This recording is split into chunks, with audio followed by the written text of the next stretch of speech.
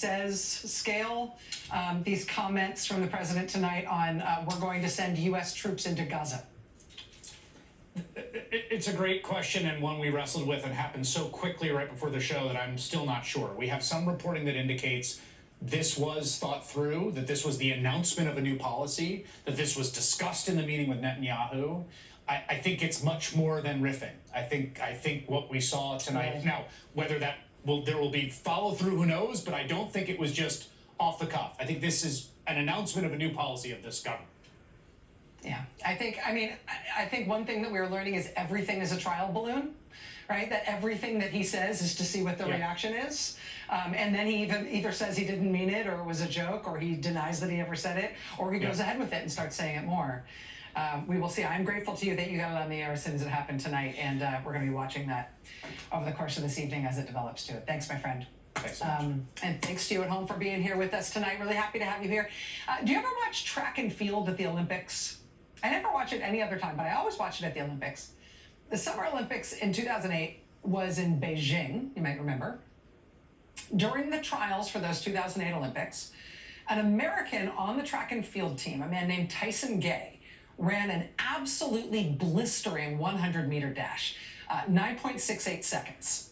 Arguably, that might have been a world record at the time. That might have been the fastest 100-meter dash ever run on Earth. Technically, there was some dispute over how windy it was that day, whether he benefited from a tailwind, so they didn't count it as a world record. But still, it was amazing. With that just incredibly fast performance, he definitely made the Olympic team, and then some. He actually set at least an American all-time record for that event. That time made Tyson Gay the fastest American sprinter in U.S. history. And because of that, it was really big news. Got headlines all over the country, all over the world. Headlines like these: Gay sets American record in 100 meters. That was in the Los Angeles Times. Also in this one, the New York Times, in 100-meter win, Gay pushes the limits. Also this one, homosexual eases into 100 final at Olympic trials. Wait, hold on. What is that? Quote, Tyson, homosexual, was a blur in blue, sprinting 100 meters faster than anyone ever has. Homosexual ran 9.7 seconds, breaking the American record that had stood since 1990. Okay, homosexual ran? What's going on here? What is with this news story? Put it back up there for a second so you can see how it is labeled. You see, it says AP, Associated Press, up there, but this is important. There's a second logo, right?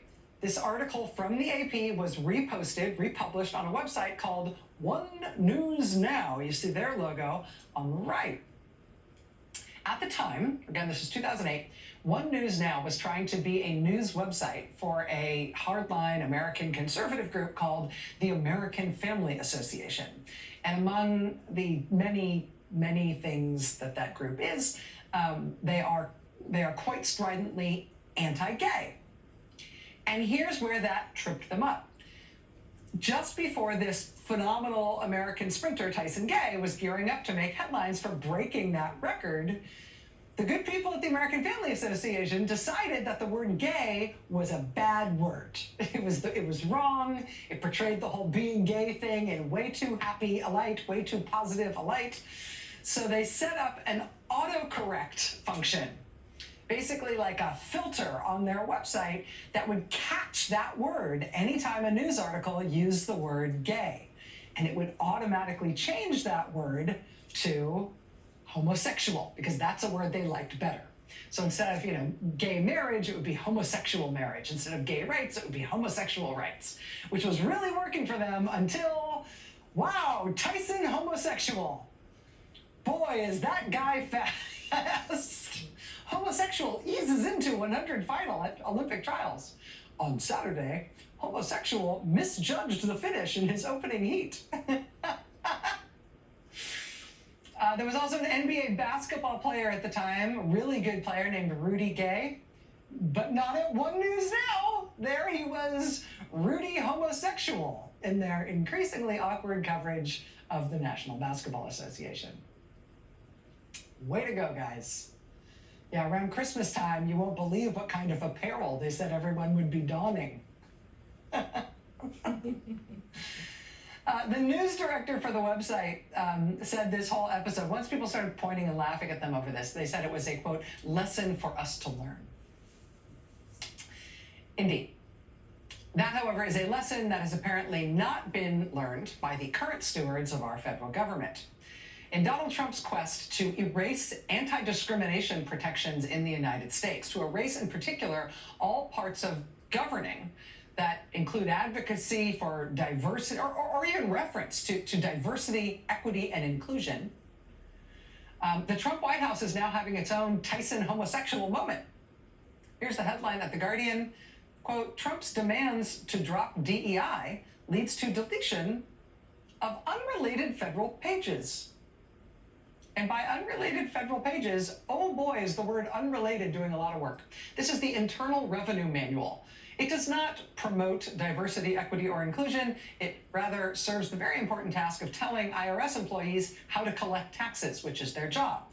Before the Trump administration started willy-nilly Control-F deleting anything that had any, quote, DEI reference, there used to be parts of this tax manual that made reference to, say, the inequity of the government holding on to certain taxpayer money. Also, the need to check for the inclusion of a taxpayer identification number on a particular form. But now that Trump's in there, that's not in the tax manual anymore. They deleted those references because, oh my God, inclusion. I mean, don't say the White House, the Trump White House never did anything for you. They're saving us all from the dangerous references to the inclusion of tax ID numbers with certain forms. It was under the same anti-DEI guise that the White House removed thousands of government websites over the last few days, taking down information about everything from vaccines to substance abuse to veterans' health care to census data, because, you know, there's somehow DEI in the census data. And as dumb as that is when it comes to scrubbing magic words from government documents, it's dumb and cruel and perhaps irrevocably damaging when the same logic is being used as their means of targeting people. The Washington Post headline summed it up. I think this Washington Post headline summed up what is actually going on here pretty effectively. Quote, Trump's DEI purge targets federal workers who do not work in DEI. I think it's pretty obvious now to everybody that they are using DEI as a just a pretext. They're giving everything that, you know, unfashionable boogeyman label to try to avoid people in general realizing that what they're really doing is just wrecking the U.S. government, just knocking it down. That's the point of all of this, whatever label they're putting on it. But of course, none of the things they're trying to do will inevitably come to pass. They're not omnipotent. And they keep screwing up. And they keep caving when people push back.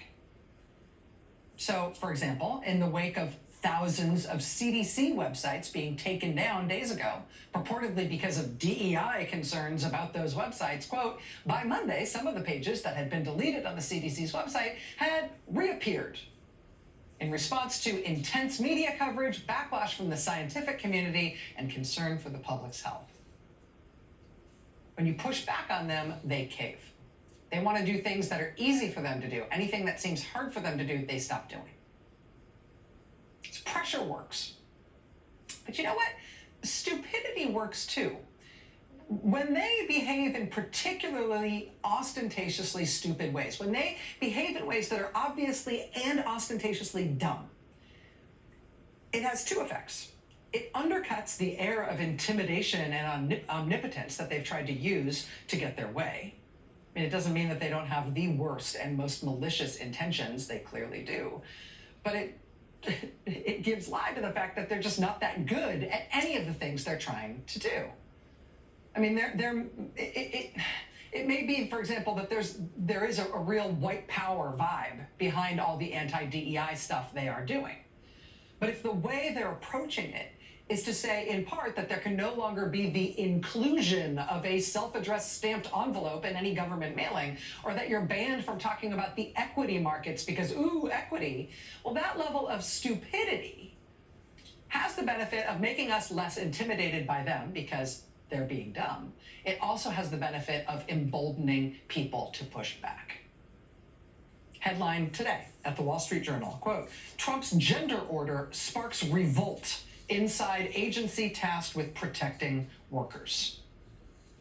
Quote, since President Trump fired the Equal Employment Opportunity Commission leadership last week, the agency's new acting chair has instructed staff to change the agency's procedures and materials to reflect only two sexes. Multiple EEOC attorneys and other staff have warned acting chair Andrea Lucas that they cannot comply with Trump's executive order without breaking federal law.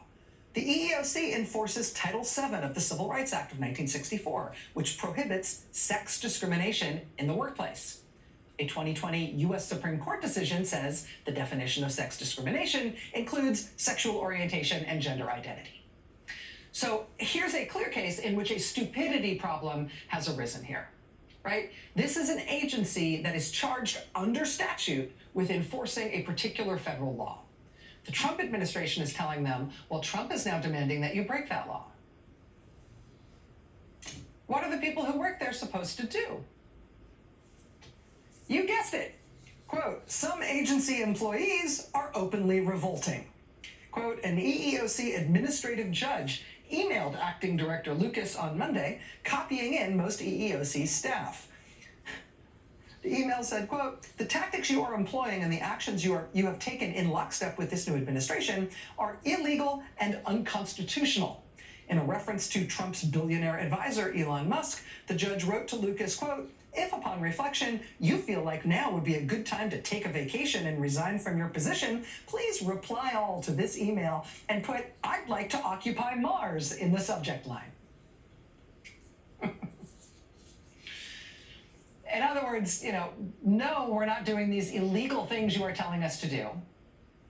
But also, while you're pondering that, why don't you resign and go to Mars with Elon? Ta-da! That's one way to do it. Former EEOC officials tell the Wall Street Journal in this reporting that they do expect soon to end up in court, trying to defend the law, trying to presumably save their agency, and trying to stop what Trump is doing.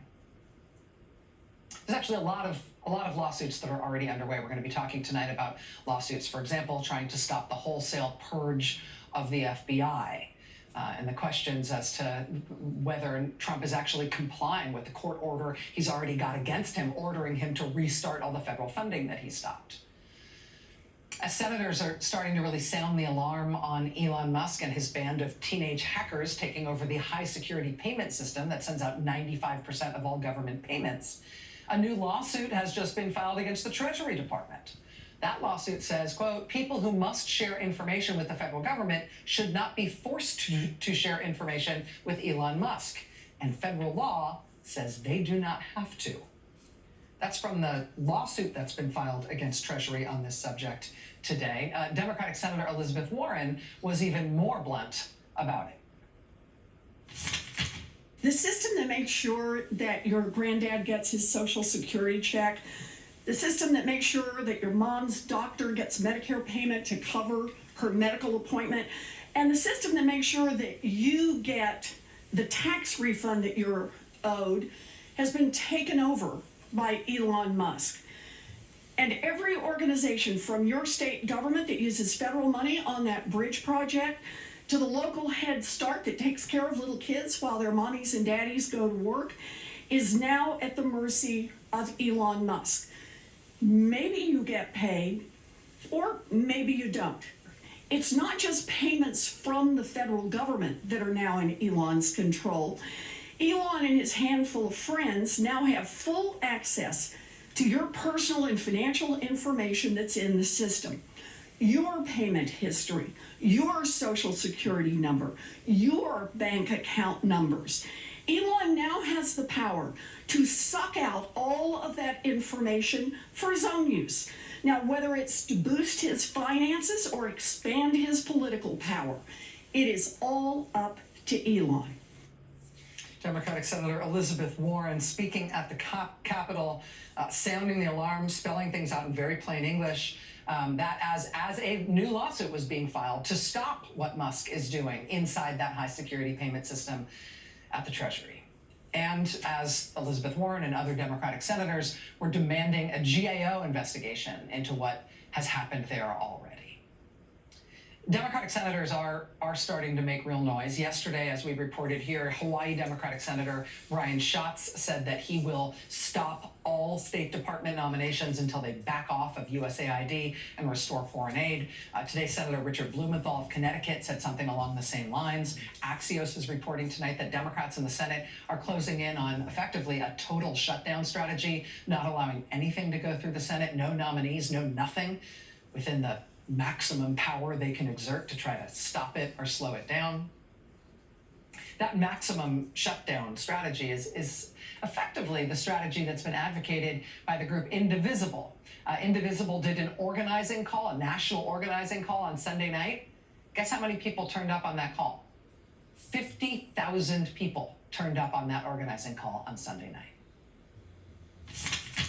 We've got to ask ourselves, what could Democrats be doing that they aren't doing, and how can we, all of us, how can we encourage them to take those actions? Back when Lee and I were congressional staffers in 2009, Democrats had a trifecta, and we were working to push a universal health care bill through. And in response, Senate Republicans, who were led by Mitch McConnell, they circulated a memo that detailed all of the tactics available to the Senate minority to slow down the operation of the Senate and build opposition to the Dem agenda. That's what they did. Our roles are flipped now. We're in the minority, but our opposition is not yet unified. So here's my goal for Senate Dems. Pretend like you're Mitch McConnell. Ask what he would do. Think about the tools you can use to block, obstruct, raise the temperature, deny quorum, block unanimous consent, max out debate time, blanket opposition to nominees. Some of these tools, I'll be honest, they're a pain in the butt to use. It forces a senator to stand for a long time. You got to call off your weekend plans. You got to piss off your colleagues. But the tools are there. They're there if you're determined enough to use them. That was on that Indivisible call Sunday night with 50,000 people tuned in to that as an organizing meeting. 50,000 people turned in while the Grammys were on, and the Grammys are really good this year. People have, in the 2 days since that meeting happened, people have been turning up at Senate offices all over the country. People turning up in ones and twos, in small groups, sometimes in large groups, to tell both Republican senators and Democratic senators to stop what Trump is doing. To show some spine, first of all, by voting no on the nomination of Russell Vought, who's the architect of Project 2025. He's also the guy who's behind the day one halt to all government funding. They're prioritizing a no vote on his nomination, but they're also pressing Democrats and Republicans to say no to Trump. Here they are in North Carolina, outside one of Tom Tillis's home state offices. You see the big vote no there, meaning no on Russell Vought. Also on the right side of the screen there, send Musk to Mars. Here they are at another office for Senator Tillis in North Carolina. A bigger group goes all the way around the block there. Here's a little group, just 3 people showing up to Senator John Fetterman's office in Wilkes-Barre to tell him to stand up and stop this stuff. They said when they weren't allowed to meet with anybody, they left a note explaining what their demands were as his constituents. I mean, even when it's a smaller number of people making these visits to their offices, they're making contact. They're, in some cases, frankly, producing intel on what senators might need an additional nudge. Here, for example, are some Indivisible folks and other folks in Washington state saying that they went to the offices of both Senator Patty Murray and Senator Maria Cantwell. They reported back from those meetings, quote, Cantwell needs a lot more encouraging. Okay. I mean, even when it's a hostile reception, showing up in person, it makes an impact. Here's some Indivisible members and other folks outside the Metairie, Louisiana office of Senator Bill Cassidy. They said they were threatened with arrest if they didn't leave his office. But they went. They showed up peacefully.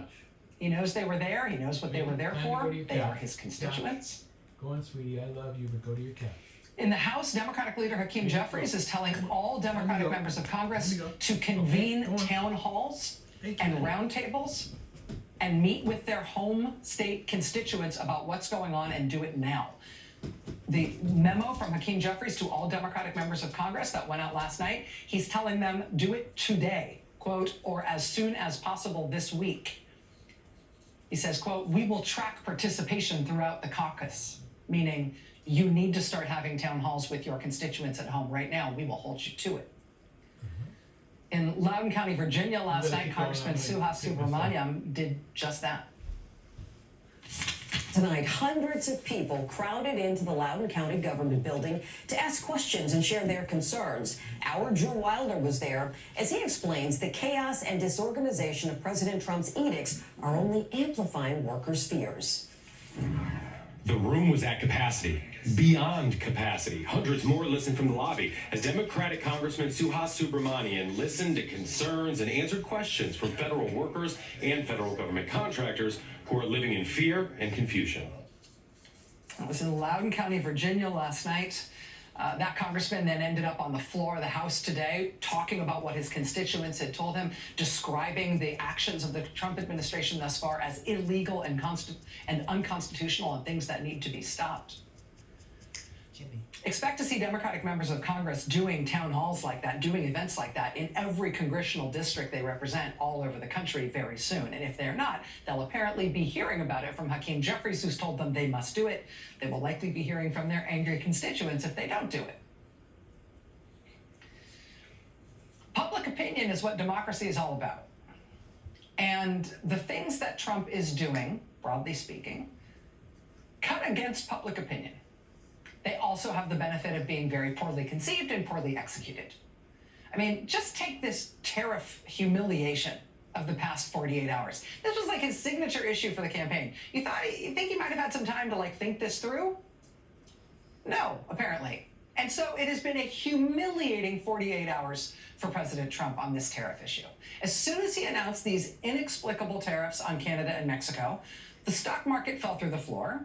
There was a widespread freak out on Wall Street, totally predictable. There was a widespread freak out in the press. Lots of Republicans and conservatives were among those freaked out. The Wall Street Journal called it, quote, the dumbest trade war in history.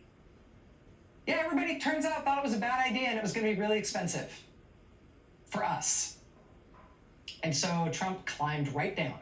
Within 24 hours, he had calls with Canada and Mexico, where Canada and Mexico reiterated that they would do things they had already offered to do. He got nothing new out of them. Mexico, in addition, got Trump to agree to do something for them. Mexico got Trump to agree to stop U.S. guns flowing into Mexico. So Mexico ended up getting concessions from us. And there's no tariffs on Mexico, and there's no tariffs on Canada. The whole thing evaporated because Trump climbed right down.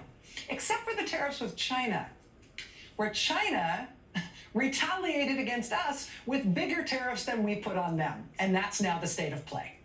So now we have bigger tariffs on us from China that we have put on China. And now it would appear that Trump can't get the Chinese leadership on the phone. He was due to talk with Xi Jinping in China today, but that didn't happen. Then they said, no, maybe it's going to happen tomorrow. Now they're saying, we don't actually know when that's going to happen, but never mind, we don't care if we don't talk. Well, we're under larger tariffs from them than they are from us. Great move. It is hapless, and he is flailing.